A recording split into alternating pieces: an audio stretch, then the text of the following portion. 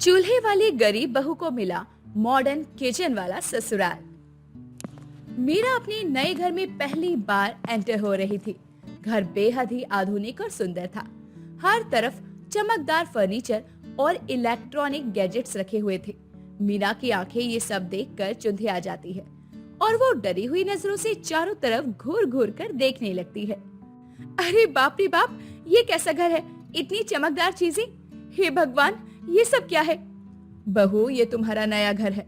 आओ पहले किचन दिखाती हूँ, वहाँ तुम्हें रोज खाना बनाना है। सुधा अब मीरा को किचन की तरफ ले जाती है। किचन बिल्कुल मॉडर्न होता है। Microwave, dish washer, induction cooker, oven, सब कुछ। मीरा का चेहरा देखकर लग रहा था जैसे वो कोई अजूबा देख रही हो। माँ जी, ये सब क्या है? और चूल्हा कहाँ है? अरे बहू, ये जमाना बदल गया है। ये देखो, induction, microwave, dish washer. Rahul ने बताया था कि तुम्हें सब आता है। हाँ हाँ, हाँ माँ, मीरा को सब आता है, बस थोड़ा थोड़ा नर्वस है। मीरा माइक्रोवेव के पास जाती है और उसे गौर से देखती है। वो माइक्रोवेव के सामने हाथ जोड़कर खड़ी हो जाती है। नमस्कार जी, आप कैसे खाना बनाते हैं? क्या आप जादू करते हैं? मुझे सिखा दीजिए ना। अरे यार भाभी, ये कोई इंसान नहीं है, ये तो मशीन है। डरो मत बेटा, ये सब आसान है, मैं भी सीख गई। मीरा धीरे धीरे डिश वॉशर के पास जाती है। अचानक डिश वॉशर की आवाज से वो चौंक जाती है और पीछे हट जाती है। ओह गॉड, ये क्या आवाज थी? ये बर्तन धोने वाला रोबोट है। धन्यवाद जी, आप तो बहुत अच्छे हैं। बस भी करो, ये सब क्या नाटक कर रही हो? राहुल ने कहा था कि तुम्हें सब आता है। माँ जी, मुझे सच में नहीं आता, मैं सिर्फ चूल्हे पर खाना बना सकती हूँ। राम अंकल रीता आंटी के साथ बात कर रहे थे। वो मीरा की बात सुनकर हंस पड़ते हैं। अरे भाई, आजकल की लड़कियां क्या क्या करती है, लेकिन हमारी बहू इतना सिंपल काम भी नहीं कर सकती। सुधा जी, लगता है आपकी बहू को मॉडर्न जमाने से डर लगता है। उसकी हालत बता रही है। अगले दिन की सुबह मीरा रसोई में खड़ी थी और इंडक्शन पर खाना बनाने की कोशिश कर रही थी। उसके हाथ कांप रहे थे और वो बहुत ज्यादा घबराई हुई थी। क्या करूं मैं? कैसे चलाऊं ये? कहीं आग न लग जाए। पापा, आप होती तो बता देते। अब तक खाना तैयार नहीं हुआ है, हद है। माँ जी, मुझे डर लगता है, ये सब इलेक्ट्रिकल है, कहीं कहीं करंट ना लग जाए। अरे चुप करो, कैसी बकवास कर रही हो तुम? बहुत नाटक करती हो तुम सच में बहू। मीरा की आंखों में आंसू आ जाते हैं। वो अपने कमरे की तरफ भागती है और राहुल, प्रिया ये सब कुछ देख रहे होते हैं। अरे माँ, इतना क्यों चिल्लाती हो? सीख जाएगी वो। माँ जी, शायद उन्हें वाकई डर लगता है, हमें उन्हें प्यार से समझाना चाहिए। नहीं नहीं, ये सब उसके नखरे हैं। मुझे पता है कि लड़कियां कैसी होती है। तुम मुझे सिखाने की कोशिश मत करो। शाम को दादी माँ मीरा के कमरे में जाती है। मीरा वहाँ रो रही थी और अपने पिता की फोटो देख रही थी। बेटा, क्या बात है? मुझे सच सच बताओ, तुम्हें क्यों डर लगता है? दादी माँ, जब मैं छोटी थी तो पापा को इलेक्ट्रिकल शॉक लगा था। उसके बाद वो नहीं रहे, तब से मुझे डर लगता है। हे भगवान, बेटा तुमने ये बात पहले क्यों नहीं बताई? राहुल जी ने कहा था कि घर वालों को ना बताना। वो कहते थे सब ठीक हो जाएगा। दादी माँ चिंतित हो जाती है। वो राहुल को बुलाने जाती है। राहुल आकर शर्मिंदा नजर आता है। राहुल बेटा, तुमने शादी से पहले क्या कहा था घर वालों को? दादी माँ, मैंने कहा था कि मीरा को सब कुछ आता है। मुझे लगा शादी के बाद सब ठीक हो जाएगा। तुमने झूठ बोला। बेचारी बच्ची कितनी परेशान है। अगले दिन मीरा फिर से किचन में कोशिश कर रही थी। उसके हाथ कांप रहे थे जब वो इंडक्शन को छूने की कोशिश करती है। क्या करूं? सबको लगता है कि मैं नाटक कर रही हूँ। अचानक मीरा का हाथ गलत जगह लग जाता है। उसे हल्का करंट लगता है। वो चिल्लाकर गिर जाती है। आह! पापा, मुझे बचाओ। सुधा माँ दौड़ कर आती है और मीरा को गिरा हुआ देखती है। उसका चेहरा डर से भर जाता है। अरे यार मीरा, उठो उठो बेटा। राहुल, दादी माँ, जल्दी आओ। क्या हुआ? कोई डॉक्टर को बुलाओ।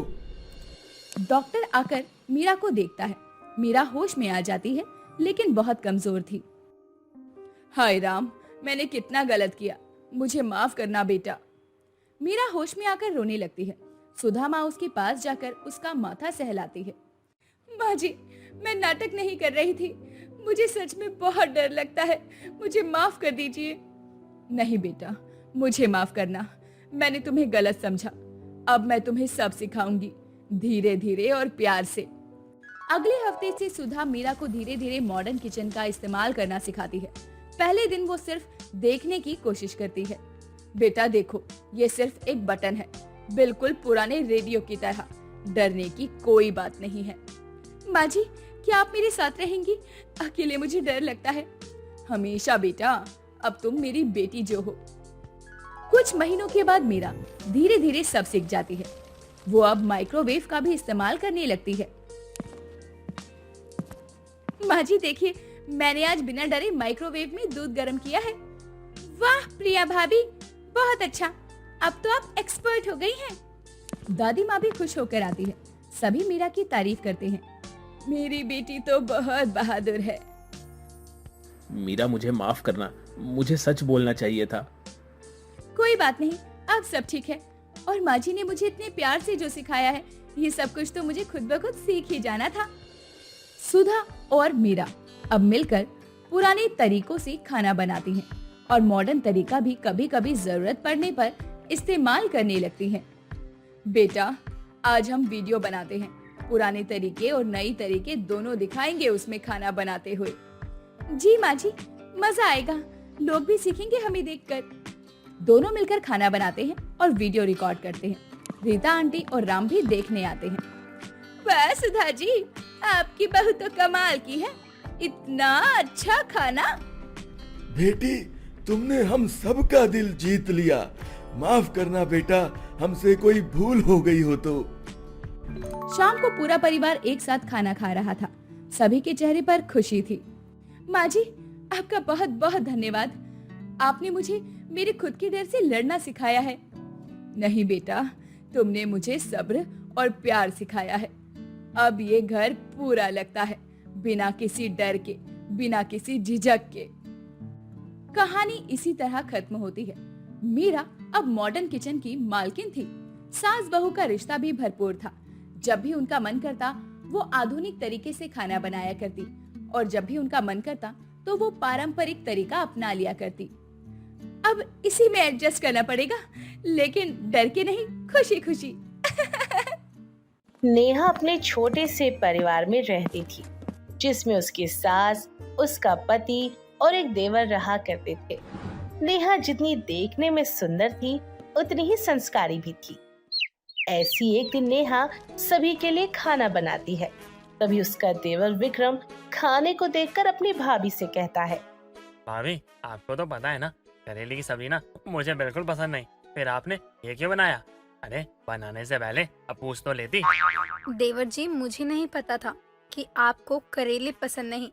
अगर ऐसी बात है तो आप यहाँ बैठिए, मैं आपके लिए कुछ अच्छा सा बना कर लेकर आती हूँ। नहीं, रहने दो, मैं बाहर से ना कुछ खा लूंगा। अरे नहीं नहीं देवर जी, आप यहाँ बैठिए, 10 मिनट लगेगी मुझे। मैं आपके लिए स्पेशल पनीर पराठा बना कर लाती हूँ। आयला, पनीर का पराठा? ये क्या होता है और बनता कैसे है? आप इसकी चिंता मत कीजिए देवर जी, आप मेरे इकलौते और छोटे देवर हैं। अब आपकी फरमाइश को सर आंखों पर तो रखनी ही पड़ेगी ना, इसलिए आप यहाँ बैठिए, मैं आपके लिए पनीर पराठा बनाकर ला रही हूँ। जहाँ नेहा किचन में पनीर का पराठा बनाने जाती है, तो वहीं बाहर हॉल में डाइनिंग टेबल पर उसकी सास सुनीता और पति रोहित आ जाते हैं। सब लोग खाने के टेबल पर गर्मा गर्म खाना तो देखते हैं, लेकिन नेहा को नहीं देखते। ये सब देखकर सुनीता अपने छोटे बेटे विक्रम से कहती है, विक्रम, तेरी भाभी कहाँ गई? अरे जब उसने खाना बना लिया था तो हमें बुलाना चाहिए था ना उसे। खुद खाना बनाकर गायब हो गई है, पता नहीं कहाँ चली गई है। माँ, वो क्या है ना, मुझे ना करेला पसंद नहीं, और भाभी ने ना करेला बनाया था तो मैंने उनको बोला तो उन्होंने कहा कि वो मेरे लिए ना पनीर का पराठा बनाएंगी और वो बनाने गई है, इसलिए ना अभी तक बुलाया नहीं किसी को। विक्रम, तू कब बड़ा होगा? अरे, उसे इस घर में आए हुए अभी 1 महीना भी नहीं हुआ है, तो भला उसे इस घर के लोगों की पसंद नापसंद कैसे पता होगी? तू भी ना बेचारी को इस गर्मी में खाना बनाने के लिए दोबारा भेज दिया। रोहित और सुनीता विक्रम को बोल ही रहे थे कि तभी अपने हाथों में पनीर का पराठा लिए और उस पर बटर डाले नेहा वहाँ आ जाती है और अपने देवर विक्रम का सपोर्ट करते हुए उससे कहती है, माँ जी, रोहित जी, आप लोग मेरे देवर पर इतना गुस्सा क्यों कर रहे हैं? अरे क्या हो गया अगर मैंने दोबारा खाना बना लिया तो? कोई बात नहीं, इसी बहाने आप लोगों को भी मेरे हाथ का स्पेशल पनीर पराठा खाने को मिलेगा। स्पेशल पनीर पराठा? अब ये क्या अब है? ये क्या है? देखा, आप लोगों को भी नहीं पता था कि पनीर पराठा क्या है। मैं आप लोगों को यही बताना चाह रही थी कि पनीर पराठा एक स्पेशल पनीर पराठा है, जिसे खाकर आप ना सिर्फ थाली बल्कि उंगलियां भी चाटने लगेंगे। तो अब आप लोग बेफालतू में मेरे देवर जी को सुनाइए मत और खाने की टेबल पर बैठिए। मैं आप सभी का खाना परोस देती हूँ। इस तरह सभी लोग खाने की टेबल पर बैठ जाते हैं, जिसके बाद नेहा सभी के प्लेट में पनीर पराठा और ऊपर से बटर डालकर सबको खाने के लिए देती है। जैसे ही सब लोग पनीर का पराठा खाते हैं, वैसे ही उनके मुंह से नेहा के लिए तारीफ निकलने लगती है। अरे वाह बहू, सच में तेरे हाथों में तो जादू है, जादू। ये तूने जो भी बनाया है ना, लाजवाब बनाया है। मन तो कर रहा है कि सिर्फ और सिर्फ पनीर की रोटी ही खाऊं। मम्मी जी, ये पनीर की रोटी नहीं बल्कि स्पेशल पनीर पराठा है। हाँ बहू, जो कुछ भी है ना, लेकिन ये बहुत अच्छा बनाया है तूने। सही कहा था तूने, प्लेट के साथ साथ मैं उंगलियां भी चाट कर खाऊंगी। अब भाई तू तो मुझे बस पनीर के पराठे की आदत लगवा रही है। हाँ, तुमने सच में पनीर का पराठा बहुत ही अच्छा बनाया है। एक काम करो, को मेरे लिए लंच के लिए भी पैक कर दो। मैं अपने दोस्तों को भी तुम्हारे हाथ का ये टेस्टी पराठा जरूर खिलाऊंगा। भाभी, मेरे लिए भी ना पैक कर देना। वो क्या है ना, मैं कॉलेज जाता हूँ, कमाता नहीं, फिर भी ना आपके लिए गिफ्ट लेकर आऊंगा। हाँ बहू, वैसे तो मैंने तुझे पहली रसोई में ही एक दे दिया था, लेकिन आज मैं दोबारा अपने सोने का हार दूंगी तुझे, जो कि हमारा पुश्तैनी हार है। सभी को पराठे बहुत ही पसंद आते हैं और नेहा भी तारीफ सुनकर बहुत खुश हो जाती है, क्योंकि उसकी ये स्पेशल रेसिपी उसके ससुराल वालों को पसंद आई थी। अब थोड़ी देर बाद विक्रम पनीर का पराठा पैक करके अपने कॉलेज में ले जाता है, तो वहीं रोहित पनीर का पराठा पैक करके अपने ऑफिस ले जाता है और सुनीता अपनी बहू को अपना पुश्तैनी हार दे देती है। रोहित अपने ऑफिस में अपने दोस्तों के साथ अपनी बीवी का हाथ का बनाया हुआ पराठा खा रहा था। तभी उसका दोस्त रोहित से कहता है, रोहित, ये पनीर के पराठे तो लाजवाब है। ये बनाए किसने है, जरा हमें भी तो बता। अरे पागल, और कौन बनाएगा? तेरी भाभी ने ही बनाया है। पता नहीं कहाँ से सीख कर आई है, पर जो भी कहो, खाना बड़ा अच्छा बनाती है। अगर ऐसा है ना तो चल आज शाम को ना अपने घर में ना पनीर पराठे की पार्टी दे दे, वो भी भाभी के हाथों से बने हुए। अरे हाँ हाँ, क्यों नहीं।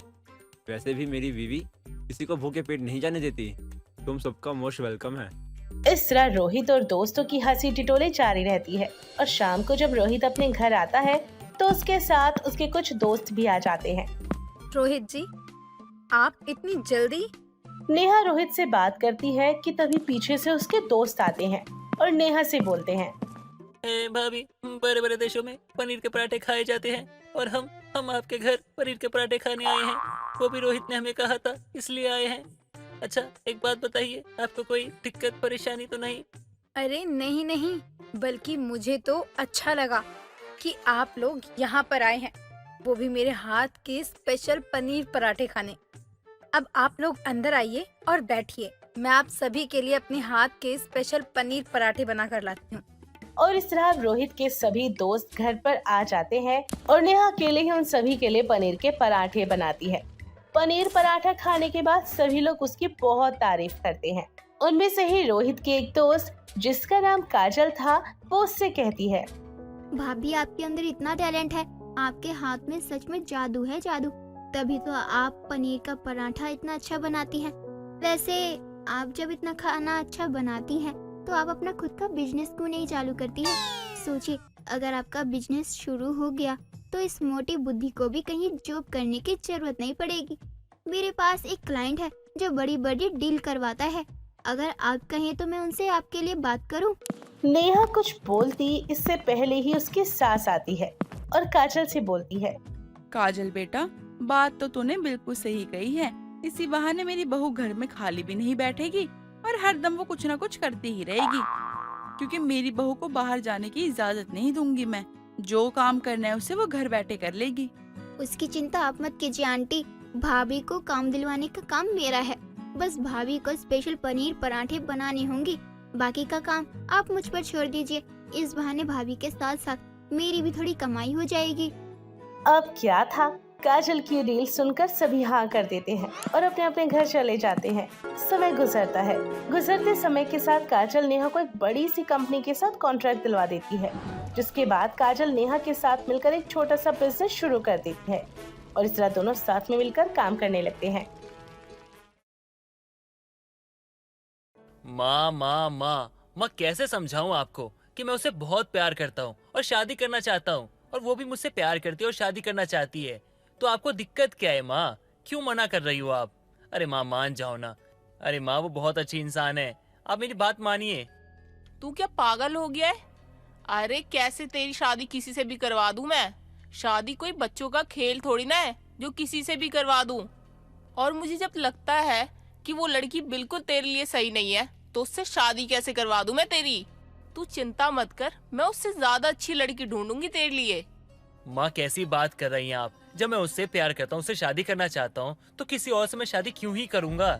माँ आप तो मेरी माँ हो ना। हाँ, और एक माँ अपने बेटे को बहुत अच्छे से जानती है, उसके सारे सुख दुख को समझती है। तो आप मान जाओ ना माँ। माँ इसके अलावा ना जिंदगी में कभी मैं आपसे कुछ नहीं मांगूंगा माँ। अब जो बोलोगी सब करूंगा, बस प्रीति से शादी करवा दो। मेरी बात ध्यान से सुन ले, तुझे अपने सर से ये प्यार का भूत उतारना पड़ेगा। वो लड़की तेरे लिए सही नहीं है। मुझे तो लगता है उसने जरूर जादू टोना कर दिया होगा तेरे सर पर, इसलिए तू ऐसी बातें कर रहा है मुझसे। मैं तेरी माँ हूँ तो तेरा भला ही चाहती हूँ, इसलिए मना कर रही हूँ, तो मेरी बात मान जा। ठीक है माँ, अगर आप यही चाहती हो ना कि मैं प्रीति से शादी ना करूँ तो ठीक है, नहीं करूंगा। लेकिन आप भी याद रखना कि उसके अलावा मैं किसी और से भी नहीं करूंगा।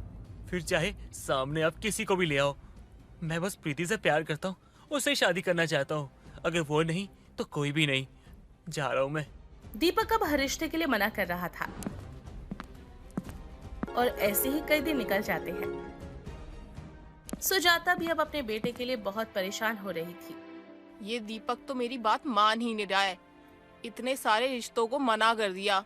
अगर ऐसे ही करता रहेगा तो इसकी शादी कैसे ही होगी? अगर मैं इससे बात करने गई तो ये फिर मना कर देगा। लगता है इसकी शादी उससे ही करवानी पड़ेगी मुझे। मेरी भी गलती है, मैं भी पता नहीं कैसी ही जिद लेकर बैठ गई हूँ। जब ये उससे इतना प्यार करता है तो मुझे शादी करवा देनी चाहिए इसकी। सुजाता भी अपने बेटे के बारे में काफी सोचती है और दीपक से जाकर बात करती है। दीपक, मैं तेरी उससे शादी करवाने के लिए तैयार हूँ। इतने दिनों में जो भी हुआ है ना, मुझे समझ में आ गया है तू उससे कितना प्यार करता है, और तू उसके अलावा किसी और से शादी भी नहीं करेगा। तो ठीक है, मैं उससे ही शादी करवा देती हूँ तेरी। माँ माँ आप सच कह रही हो माँ? माँ आपको कोई दिक्कत तो नहीं है ना? हाँ, अगर आपको कोई दिक्कत नहीं है ना तो मैं बहुत खुश हूँ। प्रीति जब ये जानेगी ना, वो तो बहुत खुश हो जाएगी। माँ सच में वो लड़की बहुत अच्छी है माँ, वो आपका बहुत ध्यान रखेगी और आपको दुनिया की सारी खुशियाँ ला कर देगी। माँ मुझे बहुत खुशी हो रही है, मैं बता नहीं सकता। अरे अरे ठीक है, अब तो मैं मान गई हूँ ना, तो इतने मक्खन क्यों लगा रहा है? अच्छा ठीक है, जा प्रीति को बता दे कि मैं मान गई हूँ शादी के लिए, और उससे ये भी बोल दियो कि अपने माँ बाप को लेकर आ जाए ताकि हम शादी की बात कर सके। सुजाता शादी के लिए मान जाती है और अब प्रीति भी अपनी माँ से सुजाता को मिलवा देती है। सारी बात तय होने के बाद कुछ ही दिनों में प्रीति और दीपक की शादी हो जाती है। शादी के बाद अब प्रीति अपने ससुराल आ जाती है और ससुराल में प्रीति अपनी पहली रसोई की रस्म के लिए जाती है। तभी वहाँ पर रसोई में सुजाता आती है और वो अपनी बहू प्रीति से कहती है, अरे अरे बहू, रसोई में मत जा, अभी नई नई आई है तो थोड़ा आराम कर ले। माँ जी, आज तो मेरी पहली रसोई की रस्म है ना, तो मैं बस अपनी रस्म के लिए ही यहाँ आई थी। मैं सोच रही हूँ आज सबके लिए कुछ बढ़िया सा बना के लाऊं। अरे नहीं नहीं बहू, हमारे यहाँ ऐसा नहीं होता है। हमारे यहाँ नई बहू 1 महीने बाद ही काम करना शुरू करती है। और तुझे पता है, जब मैं शादी करके आई थी ना, मैंने तो 2 महीने तक काम नहीं किया था। लेकिन माँ जी, मेरे घर में तो ऐसा नहीं होता। वहाँ तो शादी के अगले दिन ही रसोई की रस्म होती है और उसमें बहू को कुछ अच्छा बनाना होता है। बहू तू अब ससुराल में है, मायके में नहीं है। यहाँ जैसा होता है वैसे ही करना पड़ेगा ना। अब तू जा, मैं खाना बना कर लाती हूँ। सुजाता सबके लिए खाना बनाती है और सभी खाना खाने के लिए बैठ जाते हैं। जैसे ही प्रीति खाना खाती है तो उसे खाना बहुत ज्यादा तीखा लगता है और वो अपने मन में कहती है, हाय, ये कितना तीखा है। इसे खाकर तो मेरे पूरे शरीर में आग लग गई। अगर अब मैंने बोला कि खाना बहुत तीखा है तो माँ जी बोलेंगी आए हुए 1 दिन नहीं हुआ और खाने में कमी निकालने लगी। कोई बात नहीं प्रीति, अब तूने अपनी पसंद से शादी की है तो काफी जगह तुझे ऐसे ही समझौता करना पड़ेगा और मैं नहीं चाहती कि मेरी वजह से दीपक को सुनना पड़े। खाना खाने के बाद तो प्रीति के पेट में काफी ज्यादा दर्द होने लगा था और अपने कमरे में जाकर लेट जाती है। शाम के समय सुजाता अपनी बहू के कमरे में जाती है और उससे कहती है, बता बहू, आज शाम को क्या बनाऊं तेरे लिए खाने में? माँ जी कुछ भी बना लो, मेरा तो पेट दर्द हो रहा है, इसलिए मैं शायद खाना भी ना खाऊं। अरे पेट दर्द हो रहा है? तूने बताया नहीं मुझे। अरे खाना नहीं खाएगी तो पेट दर्द और बढ़ जाएगा। एक काम कर, तू रुक, मैं दलिया बना कर लाती हूँ, उससे तेरे को आराम मिलेगा।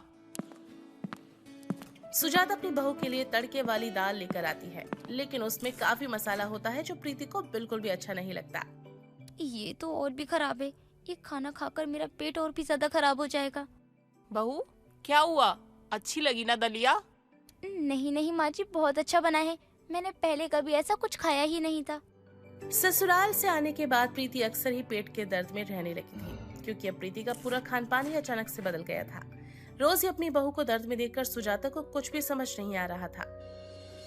एक शाम सुजाता अपनी बहू के लिए बस दाल पानी लेकर आई और अपनी बहू को देते हुए कहती है, ये ले बहू, मैंने तो सारे नुस्खे आजमा लिए तुझ पर, लेकिन तेरा पेट दर्द है कि ठीक ही नहीं होता। तुझे पहले से ये बीमारी है क्या? नहीं माँ जी, शुरू से तो कभी भी मुझे पेट दर्द नहीं हुआ, लेकिन ससुराल में आकर पता नहीं क्या हो रहा है। लेकिन माँ जी, आप सच में मेरा बहुत ध्यान रख रही हो, मुझे बहुत अच्छा लग रहा है माँ जी। बहू, तुझे तकलीफ में देखकर मुझे भी अच्छा नहीं लग रहा है। जरूर तुझे नजर लग गई होगी किसी की, तभी तेरा पेट दर्द हो रहा है। आज मैं तेरी अच्छे से नजर उतार दूंगी, तब देखना बिल्कुल ठीक हो जाएगी तू। पक्का किसी करमजली ने नजर लगा दी होगी मेरी बहू को।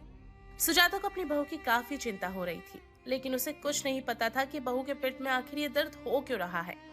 कुछ दिनों बाद शाम के समय सुजाता ने चटपटी सी चाट बनाई और अपनी बहू के लिए लेकर जाती है। सुजाता के कहने पर प्रीति भी चाट खाने लगती है, लेकिन तभी उसके पेट से तेज आवाज आने लगती है और प्रीति बाथरूम में जाती है। कुछ ही देर बाद जब प्रीति बाथरूम से आती है तो सुजाता अपनी बहू से कहती है, बहू, तू मुझसे झूठ बोलती आई है ना अब तक। तेरा पेट दर्द पहले से ही है और तू बोल रही यहाँ आने के बाद शुरू हुआ है।